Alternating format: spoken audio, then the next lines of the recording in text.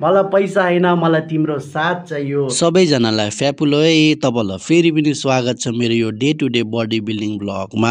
र तपाईँहरूलाई body building blog राम्रो लाग्छ भने चाहिँ मेरो यो भिडियोलाई अन्तसम्म हेरिदिनुहोस् होला र भिडियो राम्रो लागेमा आफ्नो साथीभाइहरूसँग सेयर गरिदिनुहोस् होला। र सधैँको जस्तो बिहानै जुरुक्क उठेर हामी तीन भाइ चाहिँ अब जिमको लागि निक्लेको र यहाँ जो चाहिँ झोलुङबाट र यतापट्टि जो चाहिँ कालिम्पोङबाट हो। र सधैँको जस्तो भगवानको दर्शन गरेर हामी पुग्यो जिम हो।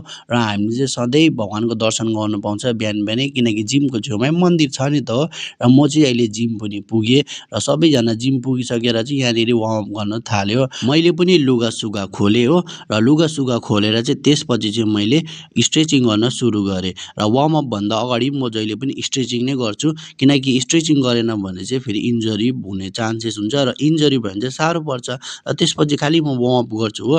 र मैले चाहिँ यहाँनिर आजको वर्कआउट गर्न सुरु गरेँ। आज चाहिँ मैले 32 किलोमा पिन लक गरेर चाहिँ ब्याकको वर्कआउट मजाले गरेँ हो। अस्ति चाहिँ मैले 25 मात्रै लगाएको थिएँ, केही पनि भएन हो। र यहाँ जोहरूको चाहिँ पुरा कम्पिटिसन हुँदै थियो कि दुईजनाले तान्न भइरहेको थियो। र यहाँ जोले चाहिँ खोइ के खोजेको हो। र यहाँ दुईजनाले चाहिँ एकअर्कालाई सपोर्ट गर्दै हो वर्कआउट गर्दै थियो। र यो एक्सर्साइज गरेँ मैले, यो पनि ब्याकको हो होइन, ब्याकको लागि नै हो। यसलाई चाहिँ भन्छ चेस्ट सपोर्ट डम्बल्स प्लाई, यो चाहिँ मलाई जोले भन्नुभएको होइन।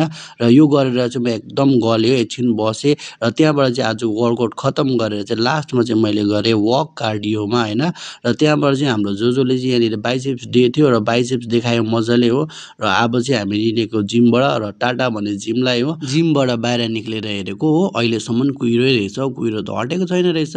र अब हामी तीन भाइ चाहिँ फर्केको र हिजो चाहिँ यमराजको दर्शन भयो, आज चाहिँ यहाँनिर यमराजको सवारीको दर्शन भयो। गेट त खटखटायो तर गेट कसैले पनि खोलेन हो। ठिक्कै भइ आइपुग्यो र उसले चाहिँ अर्कोपट्टिको गेट खोल्यो हो। त्यहाँबाट चाहिँ म अन्डा बोइल गर्नु भनेर गएको थियो, बुढीले त भाँडा मोल्दो रहेछ। र उसले भाँडा मोलिसकेर त्यहाँबाट चाहिँ फेरि मैले कराईमा पानी भरेँ र त्यहाँबाट फेरि ग्यास अन गरेँ, त्यहाँबाट चाहिँ अन्डा बोइल गर्न लागि छोडिदिएँ। र आजको मेरो डाइट हेर्नुहोस्, 2टा अन्डा, एउटा केरा र सत्तु। सधैँको डाइट मेरो त्यही हुनेछ बिहानको हो। ड्युटी जानु अघि बुढीलाई मैले एउटा सायरी सुनाएको छु, सुन्नुहोस् है।